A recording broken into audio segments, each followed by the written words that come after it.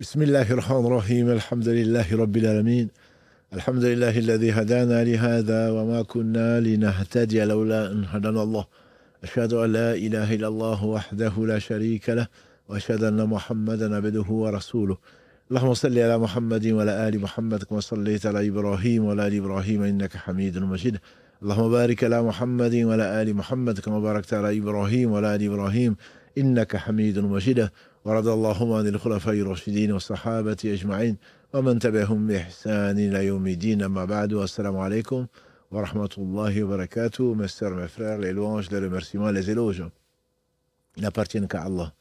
Le premier qui n'a pas de début, le dernier qui n'a pas de fin. L'apparent, le dominant sur toute chose, le subtil, le bien informé.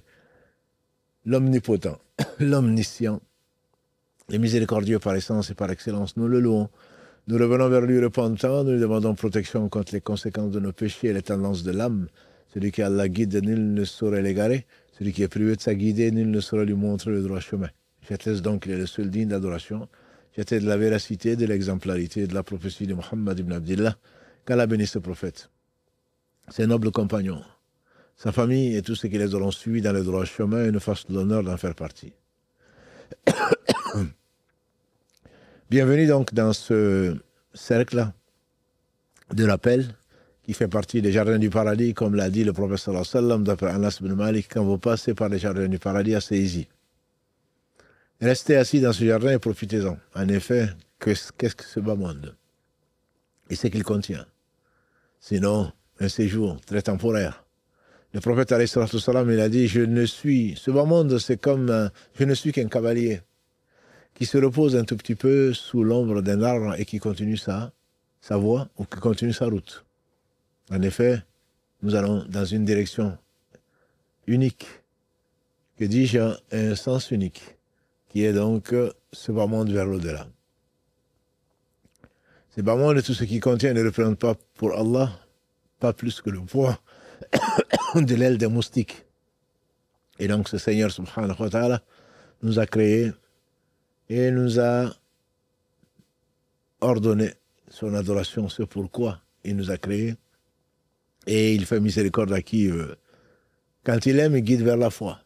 Et il a guidé ceux qui le méritent.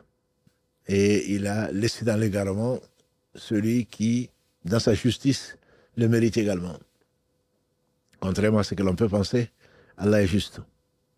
Les injustices viennent des hommes et des femmes. Et Allah a créé donc la mort et la vie pour nous mettre à l'épreuve. Ce Seigneur qui sait tout a voulu donc éprouver les hommes et les femmes.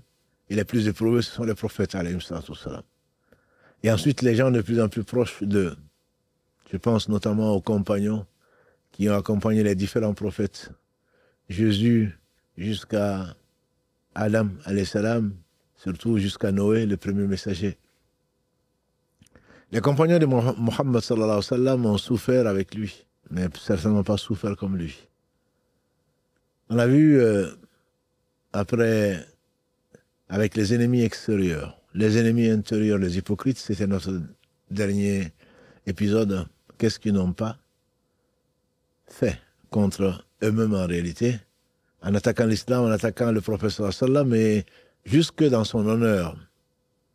Ils ont voulu l'assassiner, on a vu, Allah l'a sauvé, subhanahu wa ta'ala, et Allah, c'était des ennemis intérieurs de Banu Nadir, l'avant-dernier épisode, que Allah a humilié, qu'il a mis en dehors de Médine, sont réfugiés certains, dans le Sham, d'autres à Khaybar. Les ennemis intérieurs, polythéistes dans le fond, mais musulmans par la forme, ce qu'on nous appelle les hypocrites, qui sont au fin fond de l'enfer, verset 145 de la sourate 4, on continue à s'attaquer au prophète sallam à coups de rumeurs et à coups de défis. Mais Allah a raffermi les croyants. À Uhud, déjà, ils avaient Abdallah ibn Ubay ibn Saloun, le chef des hypocrites, qui prétendait la foi après Badr, s'est retiré avec 300 de ses troupes. Mais cela n'a fait que renforcer la foi des croyants. Et Allah subhanahu wa ta'ala nous explique dans la sourate 3 en particulier, si c'était resté, très certainement ils auraient fait du mal. Ils auraient fait douter des croyants. Ensuite, ils sont attaqués Ils ont promis aux Banu Nadir qui devaient être expulsés de ne pas partir. Et ils seraient là, eux, avec 2000 hommes pour les défendre. En réalité, ils ne les ont pas défendus. Ils n'en ont pas le pouvoir. Les Banu Nadir ayant été expulsés, les hypocrites se sont attaqués au prophète sallallahu alayhi wa sallam et aux croyants par la calomnie, notamment notre mère Aïcha, radiallahu anha, et c'est sur ça qu'on s'était arrêté la semaine dernière avec les versets 11 et suivants de la sourate Nour, la sourate La Lumière, où Allah innocente Aïcha, notre mère, la fille de Siddiq Abu Bakr. Ainsi donc, Allah subhanahu wa ta'ala a voulu honorer Abu Bakr, il a voulu honorer Aïcha, notre mère, il a voulu honorer les croyants, mais pendant, on a vu 1 mois, les rumeurs couraient Médine sans que le prophète sallam puisse trancher, et il a été touché au point d'aller sur le mimbar et de dire pourquoi on s'attaque à sa famille, pourtant de qui il pense du bien, jusqu'à ce qu'Allah ait révélé ce qu'il a révélé. Les hypocrites ont été indexés et Allah subhanahu wa ta'ala leur a promis ce que lui seul sait, notamment la malédiction dans ce bas monde et l'enfer dans l'au-delà, car nous en préserve. Ça, c'était au retour de la bataille contre les Banu Mustaliq. Le prophète alayhi salatu wassalam ne s'est pas reposé. Les croyants non plus. En effet, peu après, au Uhud, 1 an après, plus exactement, il y avait un rendez-vous qu'on appelle Badr 2, le deuxième Badr.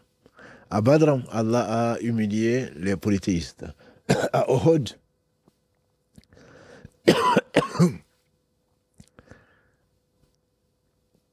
Allah a recruté des martyrs, on a dit 70 par là.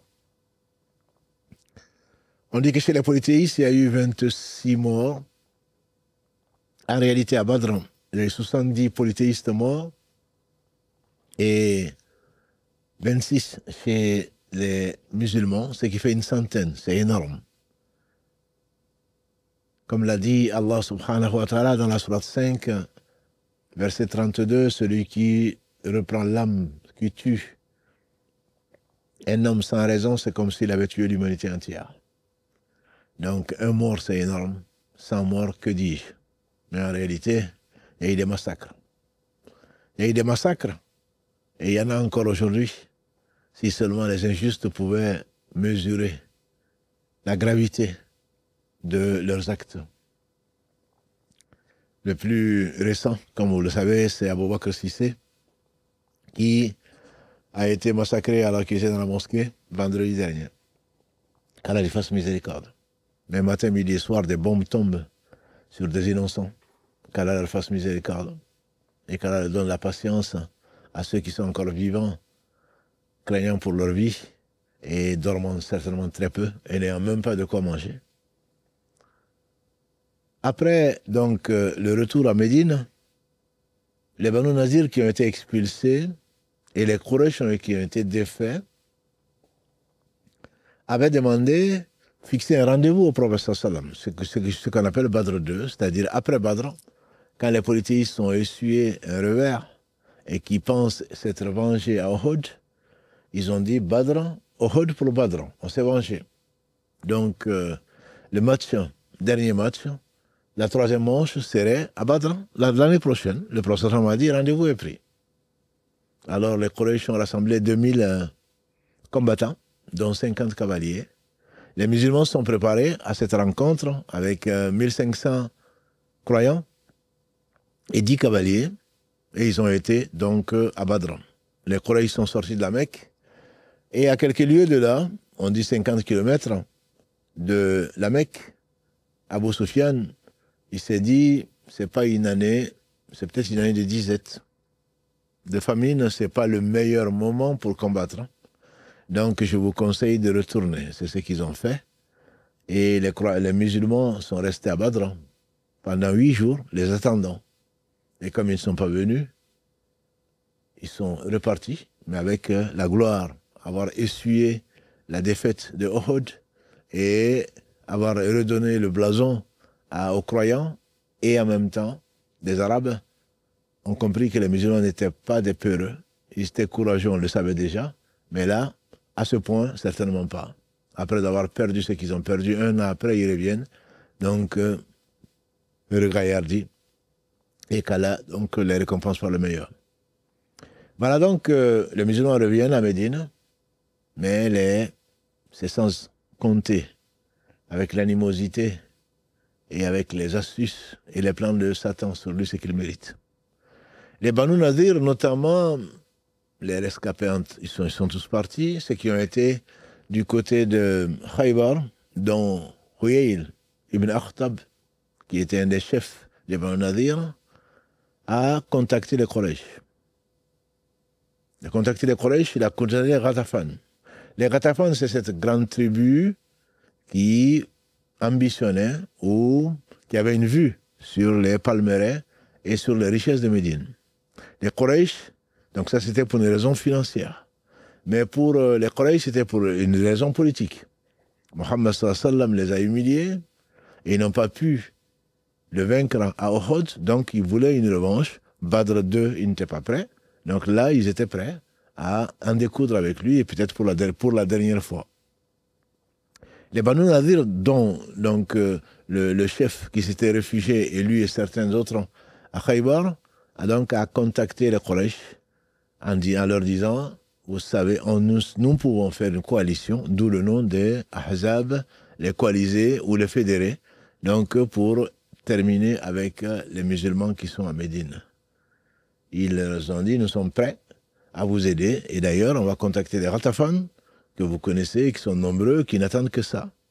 Alors les Quraysh ont mobilisé 4000 hommes, on dit, avec les Banu Sulaym et d'autres, pour envahir Médine de leur part. 6000 autres, des Ghatafan, ont été mobilisés pour la même cause. Donc cela représentait plus de 10 000 combattants qui se dirigeaient vers Médine, donc pour en finir avec ses habitants. Le prophète alayhi salatu wassalam avait donc des yeux, ses espions lui ont ramené cette nouvelle. Bien sûr, si Allah subhanahu wa ta'ala avait voulu, ils auraient exterminé tous les ennemis de l'islam, mais il a voulu les éprouver et pour recruter qui il a voulu subhanahu wa ta'ala, pour en faire parmi les meilleurs dans l'au-delà. Et donc le prophète sallam a appris que 10 000 hommes voulaient envahir Médine. Ces nouvelles ont été confirmées, soit de la Mecque, soit chez les Ghatafan, pour encercler donc Médine. Si on prend la situation de Médine, Médine est, comme l'a vu le prophète sallam en songe avant d'y aller, il y a des palmeraies, ça c'est connu. Mais il y avait un côté qui était, d'un point de vue stratégique, qui était assez accessible aux vulnérables. S'il devait venir, s'il devait défendre, de quel côté allait-il défendre? Il a consulté ses compagnons. Comme on l'a vu jusque-là, c'est le principe même de l'islam, la consultation, avant de prendre une décision, surtout aussi importante, qui était une question de vie ou de mort. Et Allah met ce qu'il veut chez qui il veut. Les compagnons ont décidé, puisqu'ils vont nous envahir, on va faire, ils veulent nous exterminer, on va rester à Médine. Et pour nous défendre, qu'est-ce qu'on va faire? Et de quel côté?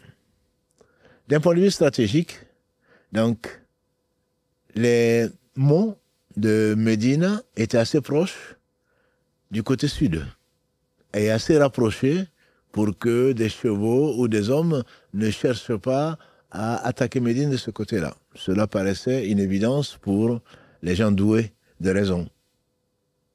Du côté est et du côté ouest de Médine, il y avait des plaines, mais volcaniques, que ni les chevaux ni les hommes ne pouvaient emprunter puisque ça allait les taillarder. Donc ils étaient protégés de l'est, du côté est comme du côté ouest. Il ne restait plus que le côté nord. Et en plus, du côté sud-est, il y avait les Banu Qurayda qui était donc cette tribu des gens du livre, qui avait pactisé, en tout cas qui avait fait un pacte, la première constitution, on a dit, dans le monde, avec les croyants. Même s'ils n'étaient pas croyants, ils avaient accepté, en tout cas, de ne pas agresser les croyants et même de les défendre au besoin. Et ils étaient également du côté, avec leur forteresse, du côté sud-est. Donc il ne restait plus que le nord, qui était donc vulnérable.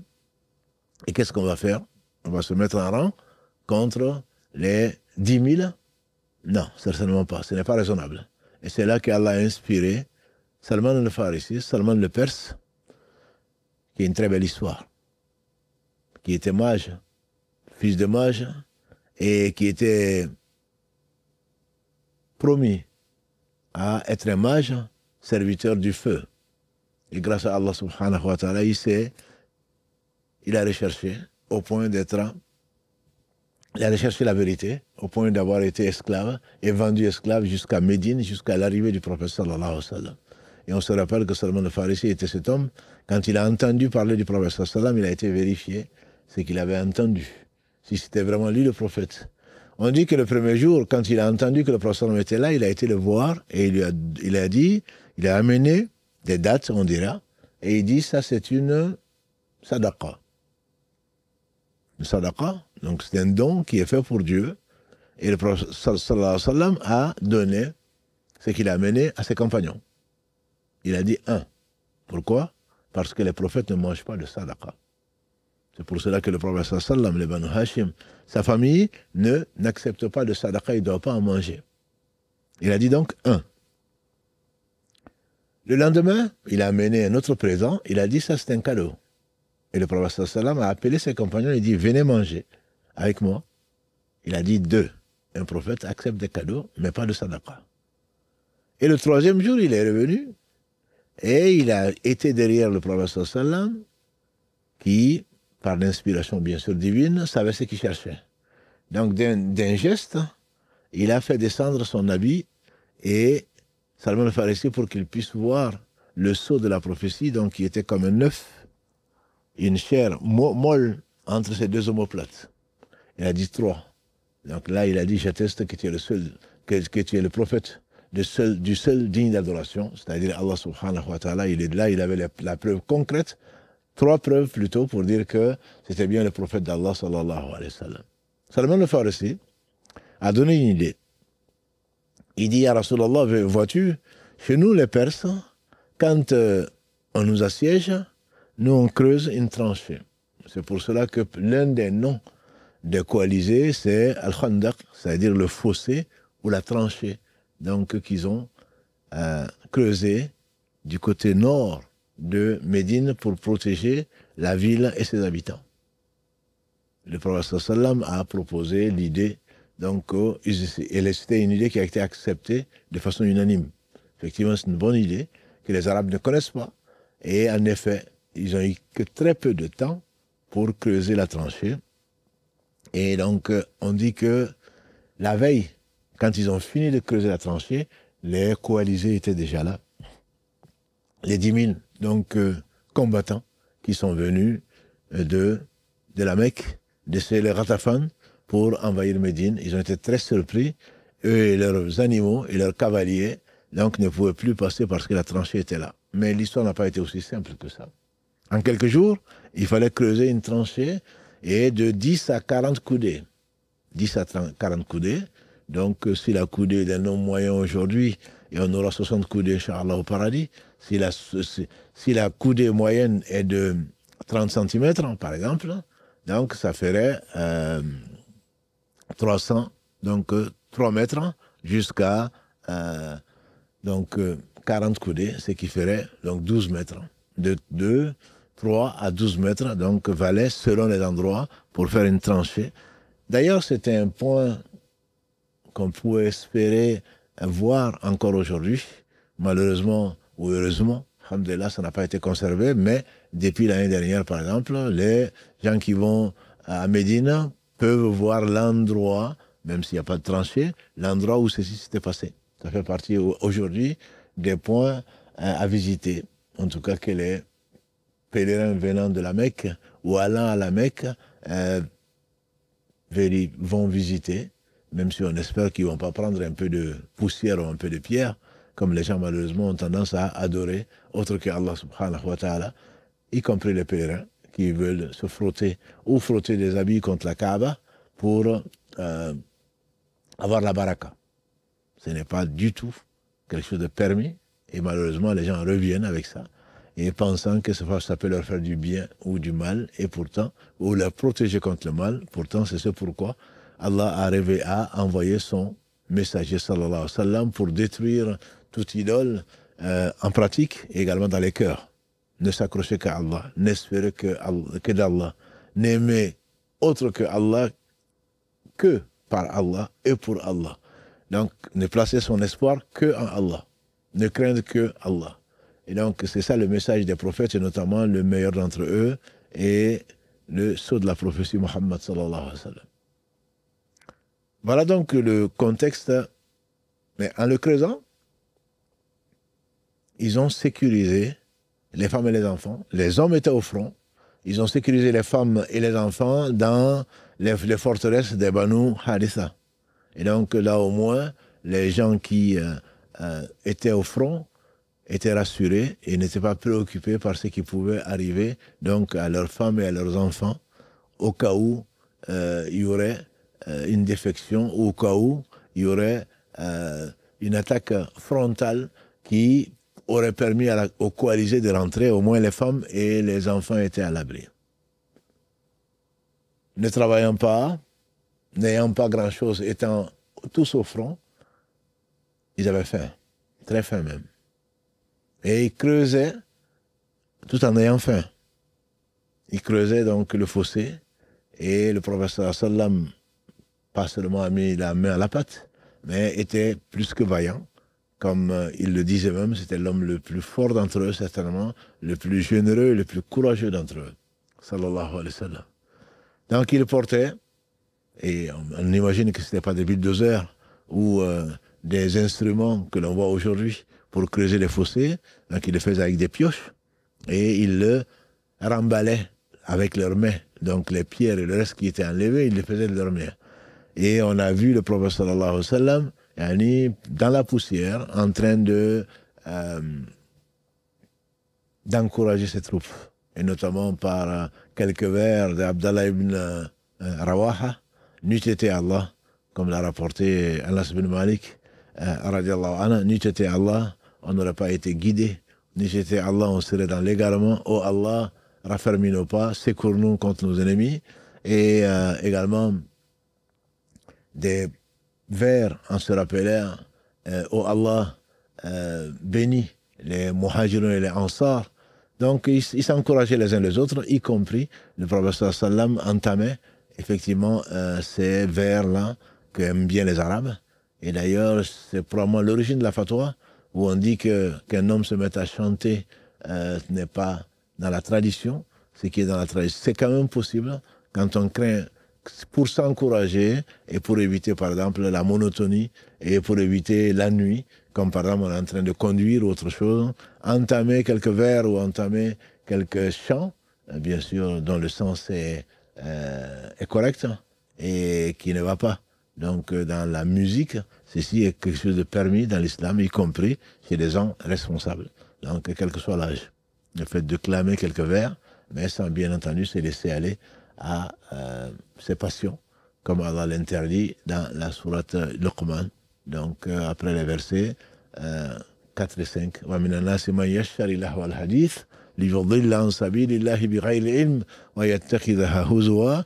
Ibn Mas'oud et d'autres disent que ces versets ont été révélés donc pour interdire les chanteuses que l'on recrutait, que l'on payait pour détourner de l'écoute et la méditation du Coran quand le prophète sallallahu alayhi wa sallam récitait ce qu'il avait reçu. Bref, ils étaient courageux, ils étaient engagés à 100% pour ne pas avoir plus, et ils avaient faim surtout. Ils avaient très faim. Ils avaient très faim au point que certains d'entre eux mettaient une pierre pour tromper la faim. Mettaient une pierre contre l'estomac qu'ils attachaient pour tromper la faim. Et on est venu se plaindre au prophète sallallahu alayhi wa sallam en disant qu'ils avaient faim. Lui, il a soulevé l'habit pour dire, moi j'ai 2 pierres. Si vous avez une pierre, moi j'ai 2 pierres. On disait que ça faisait 3 jours, par exemple, qu'ils n'avaient pas mangé. Aujourd'hui, bien sûr, on ne peut pas imaginer cela. 3 jours qu'ils n'avaient pas mangé, qu'ils étaient au front. Et Jabir ibn Abdillah, Allah l'agré ainsi que son père, a remarqué à la voix du prophète sallam qu'il avait faim. Il a été voir son épouse. Il a dit, parce qu'on pouvait prendre permission pour aller pour des besoins particuliers et revenir au front. Il voit son épouse et il dit, mon épouse, j'ai entendu le prophète sallam avec une voix qui est assez faible. Et les gens, ils ont faim. Qu'est-ce que tu as à la maison? Elle dit, on n'a qu'une chèvre, je crois, et un peu d'orge. Il a dit, alors, si tu faisais un repas, l'orge, tu en ferais du pain, et on va sacrifier la chèvre, et inviter le prophète sallallahu alayhi wa sallam avec quelques compagnons seulement. Donc, c'est ce qu'elle fit, et Jabir est sorti pour aller appeler le prophète sallallahu alayhi wa sallam en privé, lui faire une confidence. Il y a un peu d'orge pour faire du pain, il y a un peu de viande. Je t'invite chez moi avec quelques compagnons que tu vas choisir.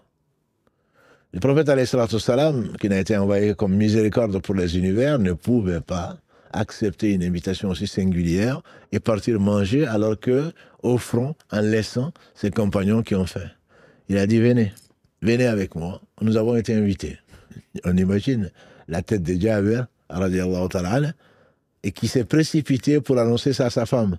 Je lui ai dit quelques compagnons, mais ce sont des centaines de compagnons qui arrivent. Et sa femme qui lui dit, est-ce que tu lui as dit ce qu'il y avait? Il dit oui. Donc il ne s'est pas inquiété. Il a dit à Jabir, surtout tu lui dis de ne pas toucher, de laisser la marmite sur le feu et le pain dans le four.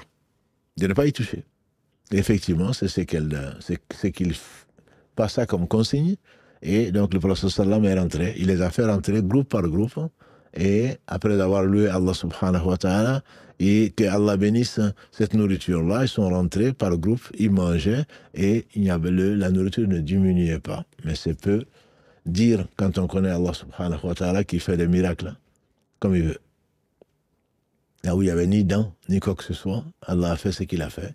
Et l'enfant, quand il sort, il a bien un lait tiède, que dis-je, un peu chaud, qui le comble. Et Allah fait ce qu'il veut. Alors que la maman n'a pas appuyé sur un bouton, ni aller dans un supermarché pour pouvoir avoir le meilleur lait qui est sur la terre, qui est le lait maternel. Ils ont tous mangé et terminé. Ils sont repartis. Et remerciant Allah, très certainement. Mais ce n'est pas le seul cas. La fille de Bachir, Ibn Saad, passait un jour avec quelques dattes que sa mère lui avait données pour Bachir, son père, et pour son oncle. Et comme il n'y a pas de hasard, le prophète sallam lui dit, qu'est-ce que tu as? Il dit, c'est juste quelques dattes pour mon oncle et mon père. Il dit, ramène-les. On imagine que c'est dit, ça ne suffit même pas pour mon père et mon oncle, et je vais te les donner. Elle va bien sûr obéir, elle va donner ça au prophète sallam qui va demander donc une étoffe sur laquelle il va recueillir, il a recueilli plutôt ces dattes qui ne remplissaient pas deux mains, et il les a mis sur l'étoffe de telle façon que ça couvre la surface de l'étoffe alors qu'il n'y en a pas grand-chose. Il a dit Bismillah, et il a appelé ses compagnons, venez manger. Chacun venait se servir. Et plus il se servait, plus on disait qu'il y avait des dattes. Mais c'est facile à Allah. Mais à l'époque, on se contentait des dattes et de l'eau. Comme lui-même, on a vu la lune, puis la lune, puis la lune. On n'est pas sorti d'une fumée de chez Mohammed sallallahu alayhi wa sallam, comme le dit notre mère Aïcha. Qu'à la gré, on lui demande de quoi vous viviez. Elle dit on vivait des deux noirs, à savoir les dattes et de l'eau. Les gens ont mangé et donc Allah a comblé leur faim. Il y avait de la résistance, puisque celui qui a vu Médine sait que c'était dans le désert, même si c'était une palmeraie. Il y avait de la résistance quand on faisait la tranchée. Et quand ils arrivaient, Jabir nous rapporte, quand une pierre ou une roche résistait, on appelait le prophète sallam. Et voilà qu'un jour, il y avait une grosse roche qui résistait, et on l'a appelé. Il a pris la pioche. Il a dit Allahu Akbar. Allahu Akbar, il a frappé donc de la roche qui a cédé en partie. Et il a dit, Allahu Akbar, on m'a montré ce qu'Allah nous a réservé du côté du Cham, de la Syrie actuelle, de la Jordanie, la Palestine occupée. J'ai vu les palais rouges de la Syrie qui nous ont été donnés. On m'a donné les clés des palais rouges de la Syrie. Un deuxième Allahu Akbar, un deuxième coup, il dit on nous a donné les clés de la Perse. Et j'ai vu le palais blanc de Madain. Un troisième coup, Allahu Akbar, il dit on nous a donné le Yémen. Et de là, je vois les portes de Sanaa. Vous qui connaissez la géographie, Sanaa, donc c'est au Yémen. Et effectivement, la roche a été complètement donc fracassée. Et c'était grâce à Allah subhanahu wa ta'ala au travers donc de la force qu'il avait donnée au prophète sallam et l'aide qu'il a pu apporter aux musulmans. Ils ont donc fini donc de faire cette tranchée, de creuser la tranchée, que les Quraysh sont arrivés avec leurs cavaliers, avec, pensant bien entendu, avec leurs alliés, que les Ghatafan en particulier, et les tribus, quelques tribus donc de l'Arabie, des Bédouins, on dira, des nomades, à qui on avait promis ce qu'on avait promis. Les Banu Nadir avaient promis la récolte, la moitié de la récolte de leur palmeraie, en récompense donc de cette vengeance au Ghatafan. Et donc cela a été mobilisé, les Quraysh pour des raisons politiques, et donc pour en finir avec Médine.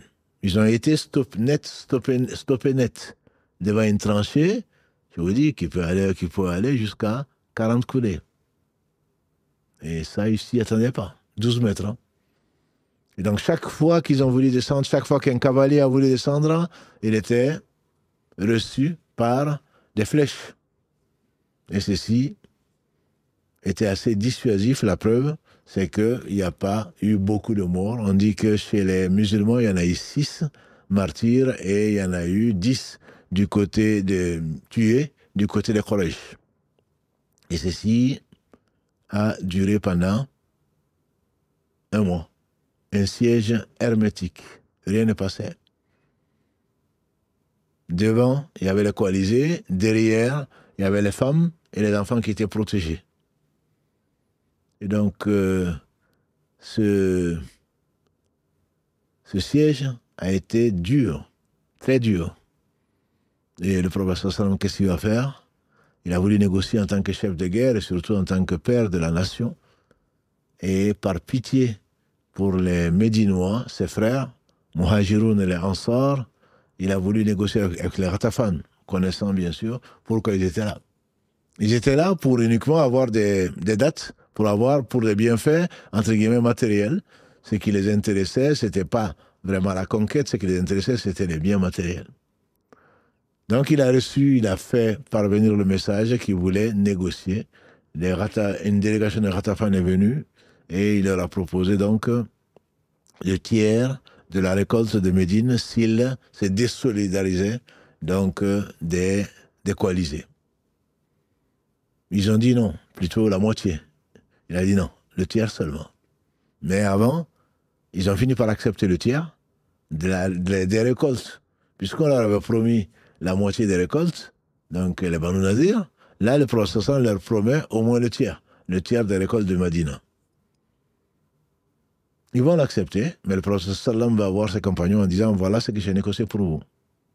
Voilà ce que j'ai négocié pour vous, le tiers de vos récoltes de cette année, de donner au Ghatafan. Saad ibn Mu'adh Kalalagré, dont on parlera aujourd'hui, l'homme de cet épisode en tout cas, Saad ibn Mu'adh et Saad ibn Ubada étaient 2 chefs. Saad ibn Mu'adh, si vous en souvenez, c'est le chef des Haus. Et Saad ibn Ubada était le chef des Khazraj. C'est les 2 tribus donc, qui ont accepté l'islam et qui ont secouru la cause des émigrés et ont promis au prophète sallam de le défendre comme leurs femmes et comme leurs enfants. Saad ibn Mu'adh dit au prophète sallallahu alayhi wa sallam, est-ce que c'est une révélation, auquel cas on a supplié, ou est-ce que c'est toi qui veux ça, auquel cas on t'obéit, il n'y a pas de souci, ou alors pour une autre raison, parce que tu veux nous protéger?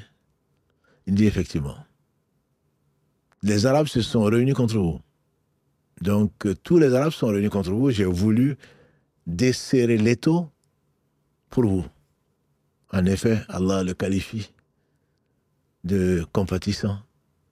Dans la sourate 9, verset 128, Allah dit لَقَدْ جَاءَكُمْ رَسُولٌ مِّنْ أَنفُسِكُمْ عَزِيزٌ عَلَيْهِ مَا عَنِتُّمْ حَرِيصٌ عَلَيْكُمْ بِالْمُؤْمِنِينَ رَءُوفٌ رَحِيمٌ. Vous voilà venu plutôt à vous. Voici venu à vous un prophète tiré de vous. لَقَدْ جَاءَكُمْ رَسُولٌ مِّنْ أَنفُسِكُمْ عَزِيزٌ عَلَيْهِ مَا عَنِتُّمْ. Ce qui vous touche il est particulièrement sensible à ce qui vous touche. Azizun alayhi ma anittum, harisun alaykum bil mu'minina ra'ufur rahim, qui est si compatissant et si doux pour les croyants. Il ne peut pas voir, comme une mère, un enfant en train de crier sans chercher à le consoler. Il ne pouvait pas laisser des compagnons faim, certainement, mais avec un embargo, comme lui-même a subi pendant 3 ans, jusqu'à quand cet embargo allait continuer, et il a eu pitié des compagnons.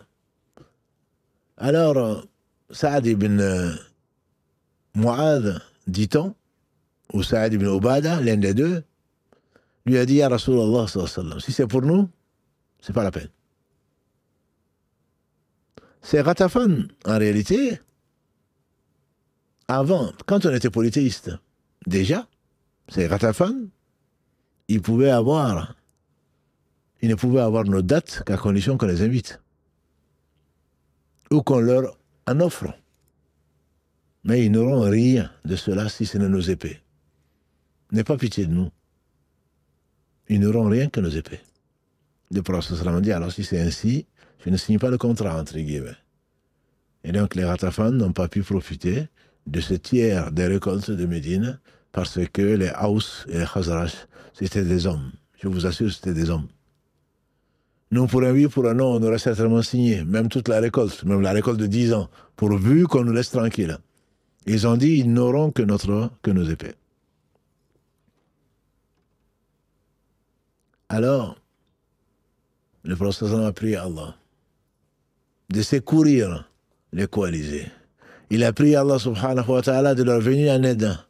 Oh Allah, toi qui as descendu le livre, toi qui détiens tout, secours nous et fais fuir les coalisés, mets-les en déroute, chasse-les. Et c'est un hadith qui est rapporté entre autres par l'imam al-Bukhari, qu'Allah lui fasse miséricorde, ainsi qu'à tous les savants. Ainsi, Allah subhanahu wa ta'ala, sachant tout et patient comme il est, lui seul subhanahu wa ta'ala, a voulu utiliser ce qu'on peut lire dans la sourate qui s'appelle les coalisés, sourate 33. Il a envoyé une partie de son armée. Le froid, la pluie, le vent. Ils se voyaient, ils faisaient face aux Médinois. Et Allah a envoyé un vent si fort, mais un vent glacial que personne ne pouvait supporter. Mais avant également, il a envoyé un homme qui s'appelait Noaim ibn Mas'oud, des Ghatafan, qui est venu le voir en disant, Ya Rasulallah, personne ne sait que je suis là, mais je me suis venu pour me convertir. Qu'est-ce que je peux faire pour vous? Il a dit, fais ce que tu peux pour les désunir. Alors, Allah l'a inspiré, et tout bien vient d'Allah. Il va voir les Banu, il va voir plutôt les Quraysh, d'abord. Et ensuite, il va voir les Ghatafan. Il va voir ensuite les Banu Qurayza. Parce qu'entre-temps, la situation s'était envenimée. En effet, ils avaient en face les coalisés, Et les Banu Quraïda, qui étaient l'une des 3 tribus en dehors de Médine et qui étaient au sud-est, ont pactisé avec les Quraysh. L'ennemi en face, l'ennemi intérieur ou dans le dos. Les Banu Quraïda ont pactisé avec le diable, pactisé avec les Quraysh, et il les a envoyés donc, des vivres pour résister, parce qu'ils sont venus faire le siège, certes, mais le siège se fait à condition que l'on puisse manger et boire. Il leur a envoyé 20 chameaux chargés de dattes et d'orge. Et les renseignements des musulmans leur ont dit ceci, et donc les renseignements ont permis d'intercepter cette aide clandestine donc aux Quraysh, alors qu'ils s'étaient engagés, les Banu Quraïda, à ne pas le faire et à soutenir les musulmans s'il y avait une attaque quelconque. Ils ont trahi le serment et le prophète sallam a envoyé quelques compagnons pour aller vérifier cela. Est-ce que c'était une rumeur? Est-ce que c'est une rumeur ou c'est une réalité? Il a envoyé entre autres Saad ibn Mu'adh, Saad ibn Ubada et 2 autres pour aller vérifier, en leur donnant la consigne suivante. Si c'est vrai, ne le dites pas publiquement. Juste faites-moi une allusion. Et si c'est faux, dites-le publiquement pour que les rumeurs cessent. Ils ont effectivement constaté que les Banu Quraïda s'étaient alliés aux Quraysh et avaient trahi les musulmans. Quand ils sont arrivés, Allah les a inspirés, ils ont dit Adal Iqara. Ça ne vous dit peut-être rien comme ça. Adal Iqara, ce sont 2 tribus qui se sont révoltées et qui ont menti et qui ont demandé au prophète sallallahu alayhi wa sallam d'envoyer des compagnons dont on pense que ce sont des Qurra, 70 personnes ou 40 qui ont appris le Coran pour leur enseigner l'islam et qui ont trahi au puits Ar-Raji', si vous vous en souvenez, et qu'ils ont massacré, qu'ils ont tué. Et on avait vu ça dans l'avant-dernier épisode où Allah subhanahu wa ta'ala a fait ce qu'il a fait pour récolter, pour prendre certains de ses compagnons plutôt, pour les vendre parce que les Quraysh avaient perdu de 70, on a dit 70 tués notables, donc à Badr. Ils les ont trahis et ils les ont donc tués et il en restait Khubayb, si vous vous en souvenez. Donc Ar-Raji', c'était la tragédie de Ar-Raji'. Quand ils ont dit Adal et Qara, le professeur a compris donc qu'ils ont trahi comme ces 2 tribus ont trahi. Et les autres n'en ont pas compris, heureusement, pour ne pas les démoraliser. S'ils savaient que derrière, au sud-est, il y avait une tribu qui était à côté d'eux, qui était alliée à eux, et qui pouvait les attaquer de l'extérieur, attaquer leurs femmes et leurs enfants, certainement ça aurait démoralisé les troupes. Il a compris cela, sallallahu alayhi wa sallam. Qu'est-ce qu'il a fait? Il a fait patrouiller, comme on dirait aujourd'hui, en termes militaires. Il y avait des patrouilles qu'il a envoyées, dont celle conduite par Salama ibn Aslam, avec 100 hommes qui faisaient des dhikr dans les rues de Médine. Allahu Akbar, Subhanallah, Allahu Akbar, pour faire peur aux Banu Quraïda en se disant que, tiens, il y a une partie de l'armée qui veille sur Médine.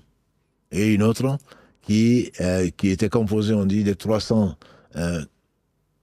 combattants pour la même chose, faire une patrouille dans la ville, alors que, donc, pour impressionner les Banu Quraïda et d'autres. Et donc, ça, c'était sous la responsabilité de Zayd ibn Haritha, qui était celui qu'on appelait Zayd ibn Muhammad, que Allah subhanahu wa ta'ala a aboli cette règle, donc de celui que l'on libère et qu'on prend comme fils. Donc, l'adoption totale ou complète. Et là, donc, donnez-leur c'est donc au début de la Sourate 33, justement, les coalisés. Appelez-les par le nom de leur père, c'est ce qui est juste chez Allah. Et si vous ne connaissez pas leur père, appelez, ce sont vos frères en religion. Donc Zayd ibn Haritha, qui est le père de Oussama, et qui était le chéri du prophète sallallahu alayhi wa sallam, était à la tête donc d'une des patrouilles de 300 hommes. Tout ça pour impressionner. Et une des tantes du prophète sallallahu alayhi wa sallam, sa fille, que l'on connaît, qui est la mère de Zubayr, donc a vu une personne donc qui s'approchait pour prendre des nouvelles de la forteresse dont je vous ai parlé, de Banu Haritha, et donc elle est courageuse qu'elle était, elle a pris un bâton et pour l'assommer, et donc c'était quelque chose de mortel, et comme quoi les femmes ont défendu, et même quand il y a une mobilisation générale, bien sûr, il n'y a pas que les hommes, c'est les hommes, les femmes, les enfants, toutes les personnes. Quand il y a l'ennemi envahit donc la terre, envahit le village ou l'endroit, à ce moment, le djihad devient un fard ayn, au lieu d'être kifaï, c'est-à-dire une obligation collective, ça devient une obligation individuelle pour chacun d'entre nous, chacun de ceux qui sont concernés quand, bien sûr, c'est l'ennemi rentre donc dans le village ou dans la ville, et c'est ainsi que Safiya, entre autres, une des tantes du prophète sallam, donc bint Abdel Muttalib, une des sœurs donc de Abu Talib et d'Abdallah, le père du prophète sallam, et de Hamza et d'autres, donc a agi ainsi, en a tué donc un qui patrouillait pour chercher, pour prendre peut-être des renseignements. Et donc le prophète sallam avait devant lui les coalisés à 10 000, sauf quelques-uns, et également derrière, dans le sud, des gens qui ont trahi. Il a invoqué son Seigneur, et son Seigneur lui a répondu. Pour rendre une affaire longue, très courte, je vous renvoie, cette fois-ci, pour cette semaine, la leçon de la semaine, c'est la sourate 33 qui s'appelle Al-Ahzab, les coalisés ou les fédérés. Et Allah dit en particulier dans le verset 9, Ya ayyuhalladhina amanu, udhkuru ni'matallahi alaykum. إذ جاءتكم جنود فأرسلنا عليهم ريحا وجنودا لم تروها وكان الله. Donc, vous les croyants, rappelez-vous le bienfait d'Allah sur vous. Verset 9 de la sourate 33. Quand une armée a voulu vous affronter, nous les avons envoyés, c'est-à-dire Allah subhanahu wa ta'ala, فأرسلنا عليهم ريحا, un vent. Et une armée que vous ne voyez pas. Les campements des Quraysh volaient en éclats avec le vent et avec peut-être ce que les anges arrachaient. Les animaux ne pouvaient plus rester là, les animaux fuyaient. Tout fuyait, le camp était complètement désarçonné et les gens ne savaient pas, étaient emportés par le vent. Ça fait partie de l'armée d'Allah subhanahu wa ta'ala. C'est Allah qui nous dit comment est-ce que il a défait les coalisés et le prophète insistait dessus. D'après Abu Huraira Kalalagré, le prophète sallam dit La ilaha illallah wahda, anjaza wahda, ou sadaqa wahda, nasr abda, il a tenu promesse, Allah subhanahu wa ta'ala, il a donné la victoire, il a secouru son messager, nasr abda, wa hazamal ahzaba wahda, et il a préoccupé, entre guillemets, les coalisés tout seul. Ce n'est pas les musulmans qui l'ont fait. C'est Allah subhanahu wa ta'ala seul. Il n'a pas utilisé les musulmans, il a utilisé une armée qu'il ne voyait pas. Ça, c'est donc l'explication du verset 9 de la sourate 33. Et dans le verset 10 de cette même sourate, il explique dans quel état étaient les croyants. Dans quel état étaient les croyants. C'était tout simplement terrible. Allah subhanahu wa ta'ala dit, quand la peur envahissait et que l'âme était à la gorge et que certains pensaient du mal d'Allah subhanahu wa ta'ala. وَتَظُنُّونَ بِاللَّهِ ظُنُونَ إِذْ جَاءُوكُمْ مِنْ فَوْقِكُمْ وَمِنْ أَسْفَلَ مِنْكُمْ وَإِذَا غَتِ الْأَبْصَارُ وَبَلَغَتِ الْقُلُوبُ الْحَنَاجِرَ. C'est que quand vous venez les ennemis de partout, de là-haut, en bas, et que les cœurs montaient jusqu'au gosier, les cœurs carrément, tellement la frère était terrible, au point que des gens pensaient du mal d'Allah subhanahu wa ta'ala. Ces gens qui pensaient du mal d'Allah, ce ne sont pas les croyants. Ce sont les hypocrites qui avaient rejoint le front, malgré eux, et qui finalement, puisque dans le verset qui suivait, le verset 12 et 13 en particulier, إِذْ يَقُولُ الْمُنَافِقُونَ وَالَّذِينَ فِي قُلُوبِهِمْ مَرَضٌ مَا وَعَدَنَا اللَّهُ وَرَسُولَهُ إِلَّا غُرُورًا. Les hypocrites, ils se disent, c'est ça qu'on voit? Allah et son prophète nous ont promis monts et merveilles. Ils ont promis la Syrie, ils ont promis le Yémen, qu'on va gagner ceci. Et là, voilà ce qu'on gagne, on n'a que la mort en face de nous. Ils nous ont promis que du faux. Et là, ils ont demandé permission de retourner à Médine, prétextant que leurs maisons sont vides. Et pourtant, ils avaient promis à Allah de respecter leurs promesses. Et donc, ils fuyaient. Et Allah subhanahu wa ta'ala, comme il le dit si bien dans le reste de la sourate, ils auraient bien aimé fuir et aller chez les nomades, chez les bédouins, et demander de vos nouvelles. Quant aux croyants, quelle a été leur réaction? Idra al-mu'minun al-ahzab. Dans le verset 20, Allah dit de la sourate 33, quand les croyants ont vu l'ahzab, قالوا هذا ما وعدنا الله ورسوله وصدق الله ورسوله وما زادهم إلا إيمانا وتثبيتا. Quand les croyants, Allah parle de croyants, ne parle pas que des musulmans. Les musulmans, parmi eux, il y a les croyants et les hypocrites. Quand les croyants ont vu les coalisés, 10 000 en face d'eux, ils ont dit هذا ما وعدنا الله ورسوله. Voilà ce qu'Allah nous avait promis. Et ce que son messager nous a promis. وَمَا زَادَهُمْ, cela n'a fait qu'augmenter leur foi et leur fermeté.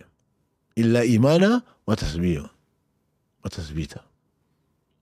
Et ensuite, Allah dit dans le verset 21, لَقَدْ كَانَ لَكُمْ فِي رَسُولِ اللَّهِ أُسْوَةٌ حَسَنَةٌ لِمَنْ كَانَ يُؤْمِنُ بِاللَّهِ وَالْيَوْمِ الْآخِرِ وَذَكَرَ اللَّهَ كَثِيرًا. Vous avez dans le messager très certainement un bel exemple. Pour celui qui croit en Allah, et au jour du jugement dernier se rappelle souvent Allah.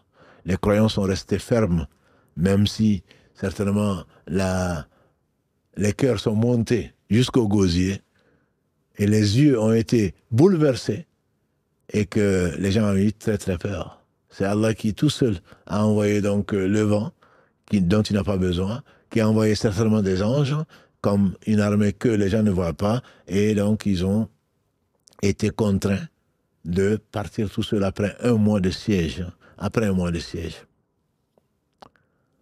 Le prophète alayhi salatu salam ayant invoqué Allah de les faire fuir, de les détruire, il a voulu vérifier qu'est-ce qui se passe là-bas.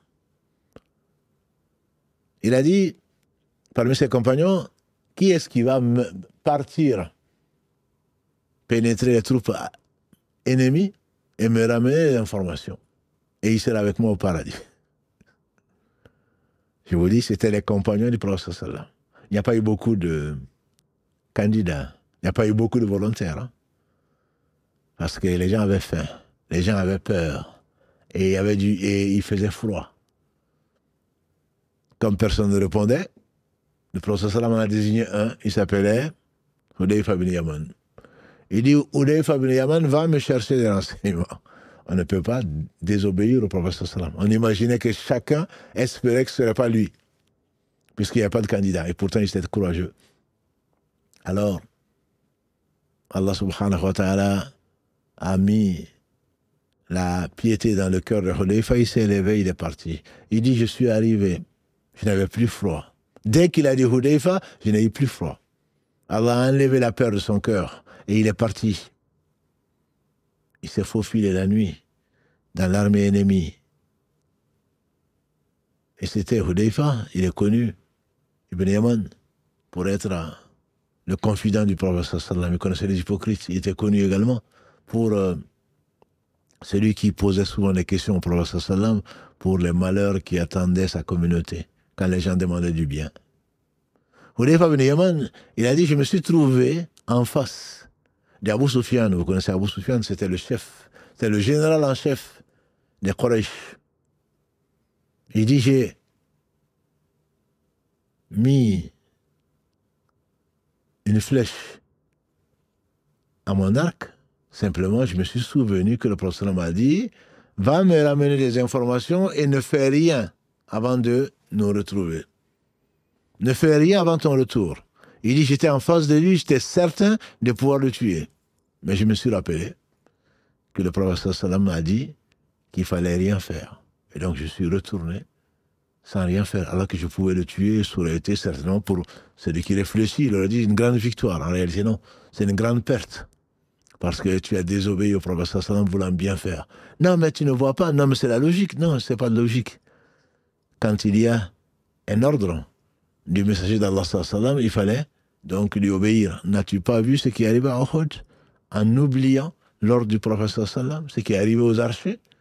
Alors, rappelle-toi que l'obéissance est due à Allah, l'obéissance est due au messager. Il est revenu. Il est revenu après avoir pris les enseignements dont avait besoin le prophète sallam, qui confirmait bien sûr, avant que la révélation ne vienne, au prophète sallam pour dire qu'il a défait donc les coalisés. Et c'est ainsi qu'ils sont partis, donc désunis. Et entre-temps, il y a eu donc l'effet de Nu'aym ibn Mas'ud, qui a été les voir, qui a été voir les Quraysh, qui a été voir les Banu Qurayda, qui devaient soutenir, après leur trahison, les Quraysh et également les Ghatafan. Le prophète lui avait donné carte blanche pour qu'il aille les voir. Qu'est-ce qu'il leur dit? Il leur dit, il va voir les Quraysh, il va dire, les Banu Qurayda ont regretté de s'être liés à vous, d'avoir trahi. Alors, ils vont vous demander des garanties qu'ils vont prendre en otage, qu'ils vont donner à Muhammad sallallahu alayhi wa sallam. Il va aller voir les Banu Qurayda en leur disant, les Quraysh vont vous demander de combattre le samedi, qui est un jour où vous ne combattez pas, où vous ne faites rien. Il va voir les Ghatafan, il fait la même chose. En effet, les Banu Qurayda vont aller voir. Les Banu Qurayda vont aller voir les Quraysh et les Ghatafan, ils vont leur dire, est-ce que vous ne pouvez pas nous donner des personnes en garantie? Parce que si vous partez, Muhammad sallallahu alayhi wa sallam et les croyants vont se retourner contre nous. Donc pour nous promettre que jamais vous n'allez partir sans défaire complètement Muhammad et ses compagnons, si vraiment vous êtes sincères, engagez-vous et donnez-nous des gens. Ah, les Quraysh vont dire effectivement, c'est ce que nous a dit Nu'aym. Ces gens qu'on va leur donner, ils vont les donner à Muhammad sallallahu alayhi wa sallam pour se racheter, et donc ce seraient des otages entre les mains de Muhammad sallallahu alayhi wa sallam.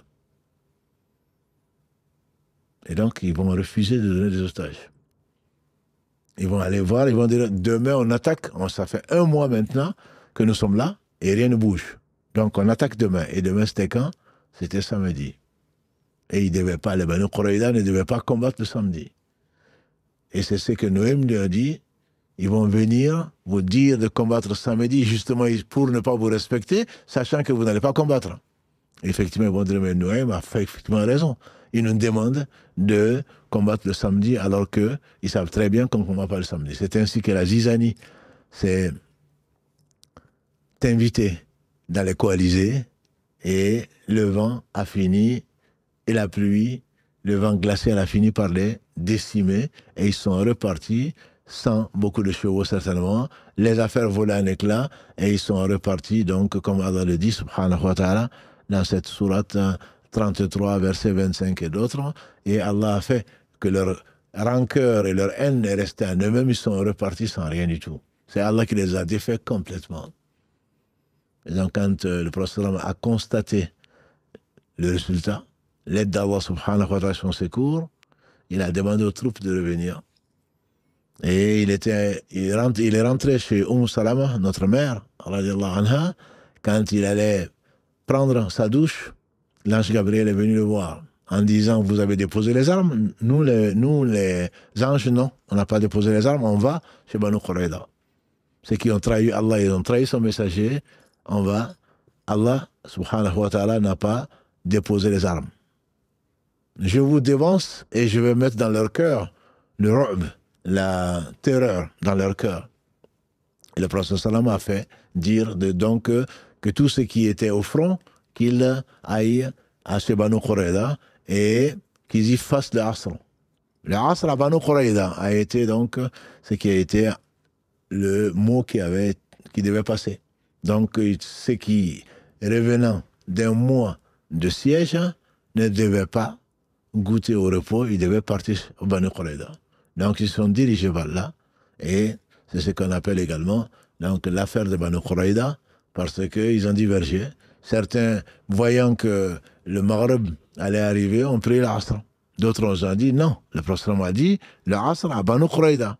Donc, le Maghreb est arrivé alors qu'ils n'avaient pas fait l'Asr. Ils ont fait l'Asr après le Maghreb, une fois arrivé à Banu Qurayza. Mais sur ça, je reviendrai, Inch'Allah. Donc, ils ont été, le prophète sallam, l'ange Gabriel certainement et d'autres anges sont venus donc à encercler Banu Qurayza et avec l'intention ferme donc d'en finir avec les traîtres. 3 options donc ont été données. Soit vous vous soumettez, vous devenez musulman et à ce moment, bien sûr, vous êtes libre.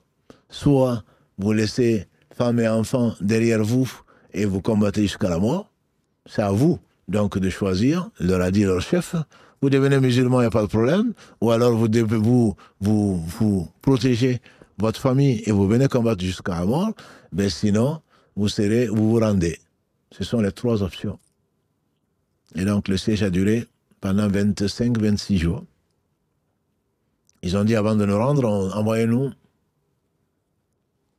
Abu Lubaba, qui était un ancien, qui était ami parmi les croyants, qui était un ami donc de Banu Qurayza. Le prophète leur a envoyé Abu Ubaba. Lubaba. Quand Abu Lubaba est arrivé, il a dit, ils lui ont demandé, toi qui es un ami à nous, est-ce que si on se rendait, qu'est-ce qu'on va faire d'eux? Est-ce qu'on doit se rendre? On te demande conseil. Il a dit oui. À haute voix, oui, vous devez vous rendre, et il a fait ça. C'est que si vous vous rendez, on vous exécutera. Et il s'est tout de suite ressaisi. Et il est reparti. Il a été à un pilier de la mosquée et il s'est ligoté.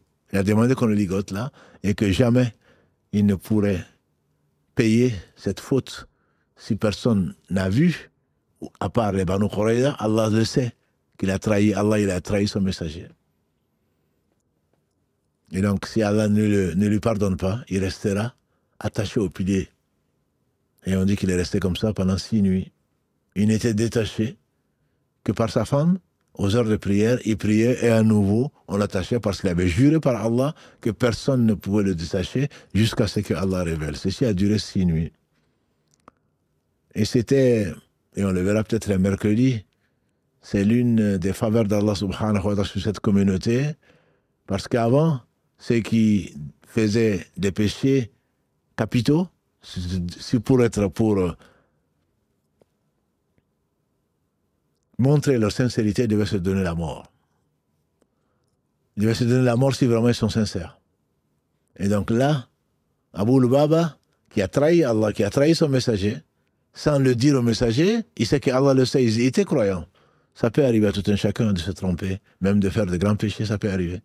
Mais simplement, quand tu es croyant, tu reviens vers Allah repentant et tu le fais de suite, comme Allah le dit dans la sourate 4, verset 17.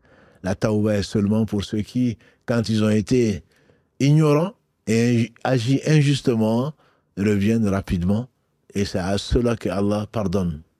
Pas à ceux qui attendent que la mort arrive en disant « Maintenant je vais me repentir ».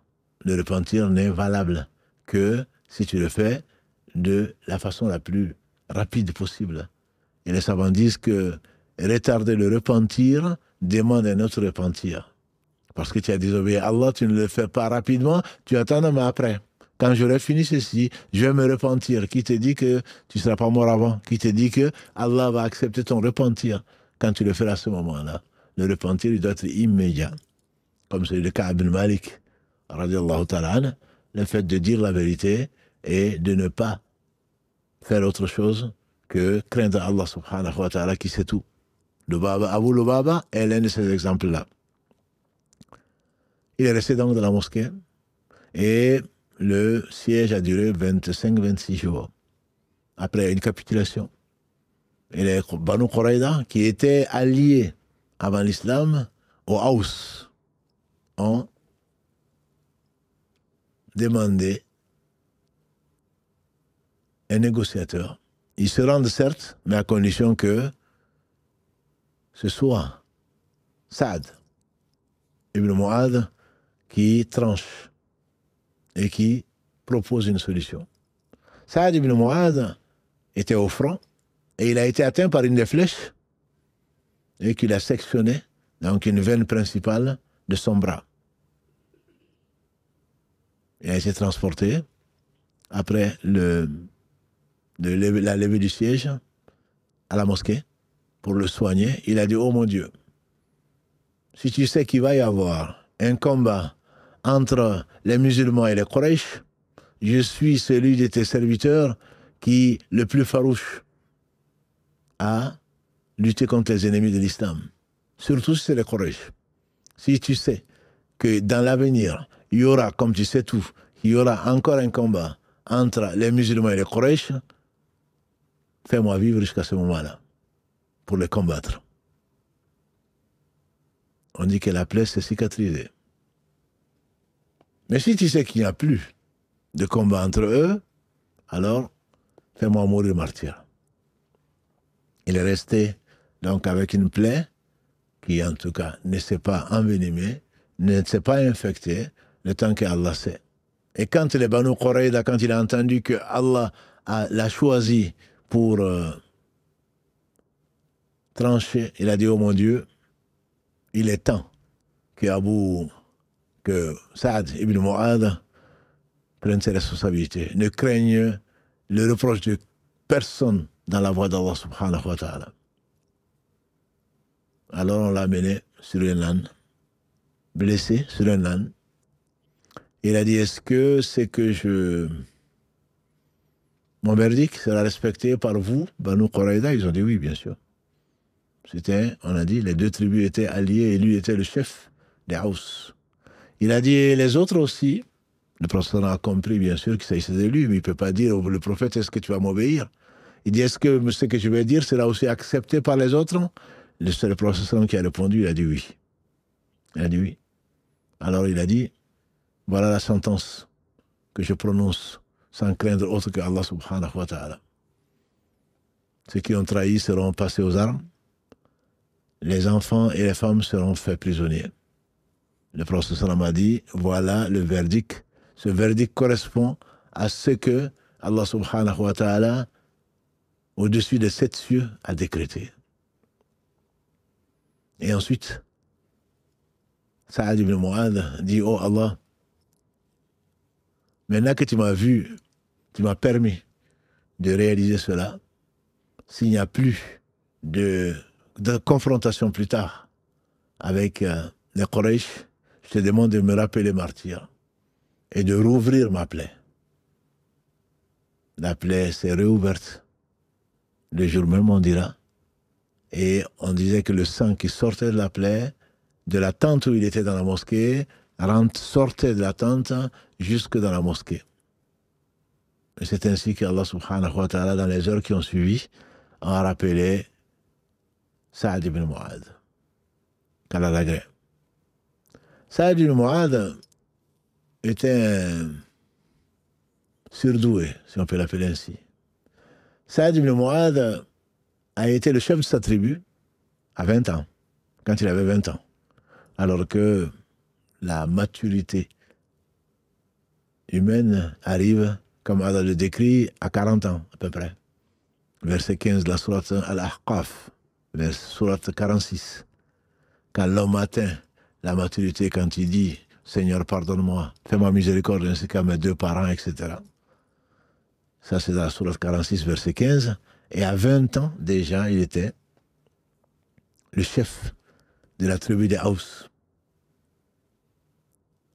À 30 ans, il a embrassé l'islam, comme vous savez, quand Moussa ibn Omer est venu à Madina pour inviter les gens, il avait 30 ans.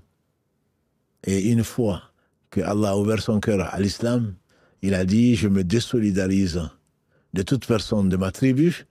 Qu'est-ce que j'ai été pour vous? Ils ont dit le meilleur chef. Il dit alors, je n'adresserai plus la parole à quiconque qui ne me suivrait pas dans la conversion à l'islam. Et c'est à 37 ans qu'il a demandé à Allah subhanahu wa ta'ala, le martyr, s'il n'y a plus de guerre entre les musulmans et les Quraysh.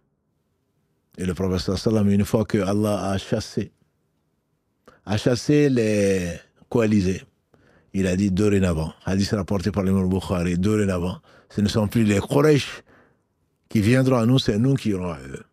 Mais ça, c'est la suite, alhamdulillah, de l'histoire. Effectivement, c'est la dernière fois que les gens ont tenté de s'attaquer aux musulmans qui étaient à Médine, fussent-ils des coalisés, fussent-ils composés de 10 000 combattants. Allah les a mis tous en déroute, subhanahu wa ta'ala. Saad ibn Mu'adh, pour conclure cette histoire, c'est un homme, je vous ai dit, surdoué. C'est un homme sincère. C'est un homme, comme il n'y en a pas eu beaucoup. Saad ibn Mu'adh a demandé à rejoindre son Seigneur à 37 ans, alors que nous, on aurait aimé vivre 1000 ans, mais ce ne sera pas possible. Saad ibn Mu'adh a préféré la vie de l'au-delà par rapport à la vie d'ici, tout en respectant l'engagement. Saad ibn Mu'adh, quand il est mort, ils l'ont transporté à Baqia, qui est le cimetière donc, de Médine. Et les hypocrites disaient, mais son recueil est tout léger. Quand le prophète a entendu ça, il a dit oui. C'est normal. C'est les anges qui sont descendus, qui n'étaient jamais descendus pour venir participer à ces funérailles. 70 000 anges qui ne venaient pas sur la terre, qu'Allah a dépêché pour le transporter, certes, mais en même temps pour participer à ces funérailles. Quand on a creusé sa tombe, 4 hommes, parmi lesquels ses compatriotes Ansar, dont Saad ibn Ubadah, Usayd ibn Hudayr, sont descendus pour le mettre dans la tombe. Et on entend le prophète sallam quand ils ont refermé la tombe, Subhanallah. Et c'est tout le cimetière qui dit Subhanallah. Subhanallah. Et tout le monde disait Subhanallah. Subhanallah pour une 3e fois. Et c'est tout le cimetière qui disait Subhanallah. Après, il a souri, il dit Allah Akbar. Tout le cimetière reprend après lui Allah Akbar. Allah Akbar. Tout le cimetière reprend après lui Allah Akbar. Allah Akbar. Tout le cimetière après lui dit Allah Akbar. Il dit parce que Saad ibn Mu'adh, quand il a été mis dans la tombe, il a eu l'épreuve de la tombe. Vous savez que c'est ce qu'il a dit, personne n'échappe à l'épreuve de la tombe.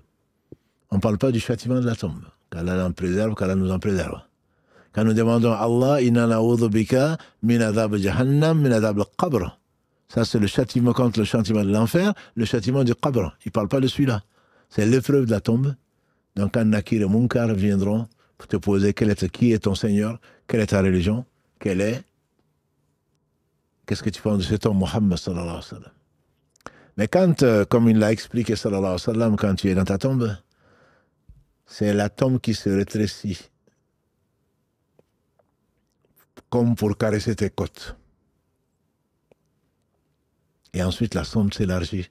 Il dit, quand j'ai vu la tombe se rétrécir sur Saad ibn Mu'adh, c'est pour cela que j'ai dit, Subhanallah. Subhanallah. Que la tombe se rétrécisse sur Saad. Si la tombe devait épargner quelqu'un, ça aurait bien été Saad ibn Mu'adh. De sa courte vie qu'Allah lui a permis de vivre, de sa sincérité et de sa loyauté. Et ensuite, il a dit, la terre, la tombe a été élargie par Allah, c'est pour ça que j'ai dit Allah Akbar. Et ça, c'est Saad ibn Mu'adh et c'est pas fini. C'est pas fini. Quand Saad est mort, comme vous le savez certainement, le trône d'Allah subhanahu wa ta'ala, la plus grande créature, a tremblé. En honneur pour Saad ibn Mu'adh. Et le prophète sallam a dit le trône, rapporté par l'imam Tirmidhi, le trône d'Allah subhanahu wa ta'ala a tremblé. Les savants expliquent par amour pour Saad. 70 000 ans sont descendus, qui ne descendaient pas. Et je vous ai dit un jour, meilleur qu'aujourd'hui, le prophète sallam a entendu un grand bruit, il a dit c'est le ciel qui se plaint. Et il a raison de se plaindre. Dans le ciel le plus bas, ça est le ciel étoilé, que vous appelez l'univers. Il n'y a pas l'espace de 4 doigts qui séparent 2 anges en train de louer Allah subhanahu wa ta'ala.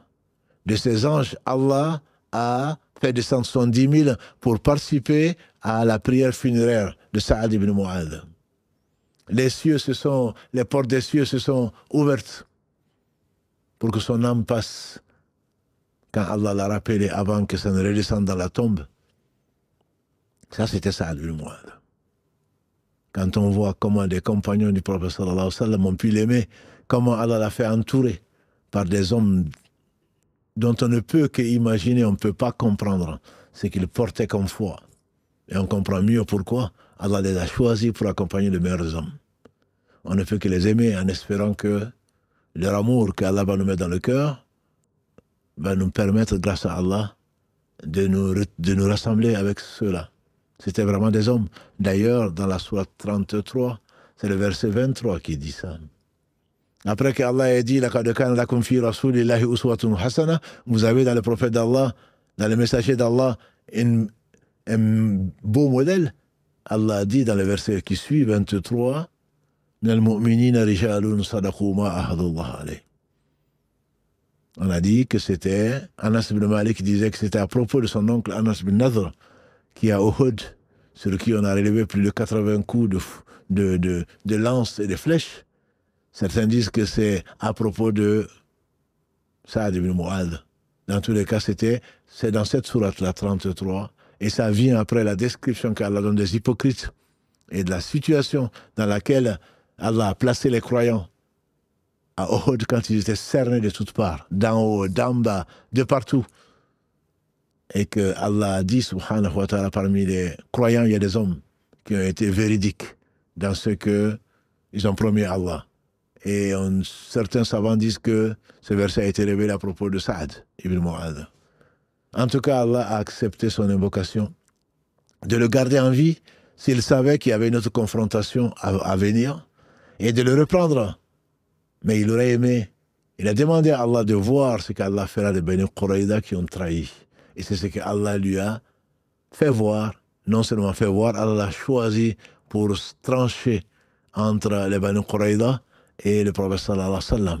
Allah n'a pas révélé à son prophète sallallahu alayhi wa sallam ce qu'il fallait faire. C'est par Saad ibn Mu'adh qu'Allah subhanahu wa ta'ala a tranché ce différend-là entre les traîtres d'un côté et les croyants de l'autre. Et il en faisait partie. Qu'Allah le bénisse, qu'Allah vous bénisse, qu'Allah bénisse notre temps, qu'Allah honore dans ce bas monde, dans l'au-delà, qui nous donne la sincérité et l'amour des gens qu'il aime. Subhanahu wa ta'ala, même si on ne les atteindra jamais à la cheville. C'est la plus grande leçon que je tire de cet épisode. Que parmi les croyants, il y a des hommes. Que Allah aimait, qui ont aimé Allah et surtout qui ont été sincères. Par cette sincérité, Allah subhanahu wa ta'ala a accepté ces invocations. Et Allah l'a rappelé, bien que certainement les hommes et les femmes l'ont pleuré, notamment sa mère. Saad ibn Mu'adh, si vous en souvenez, il y a quelques épisodes. Après Uhud, quand on lui a annoncé la mort du frère de Saad, qui est mort à Uhud, elle a dit plutôt, et le prophète sallallahu alayhi wa sallam. On annonce à une mère la mort de son fils. Ce qui la préoccupe, c'est quoi? C'est le sort du prophète sallallahu alayhi wa sallam, c'est pas son fils. Et elle vient de perdre l'autre fils qui est Saad ibn Mu'adh. Et quand elle s'est plaint, le prophète sallallahu alayhi wa sallam a dit la plainte de n'importe quelle veuve ou quelqu'un qui a perdu sa femme, c'est plutôt son fils, est vain. La plainte est vaine, sauf celle de Saad. Elle a dit, eux le prophète, on dit que le prophète va bien. Il dit alors, si le prophète va bien, j'oublie toute ma tristesse. Allah fait sortir le vivant du vivant, souvent du vivant du vivant. Qu'Allah bénisse nos mères, qui ont mis au monde des hommes qu'Allah a guidés. C'était des femmes dignes de ce nom. Saad fait partie de ces femmes-là. Et Allah lui a donné un enfant qui a eu le martyr à Uhud et un autre après Al-Ahzab. Et elle était quand même satisfaite de ce qu'Allah a décrété, subhanahu wa ta'ala.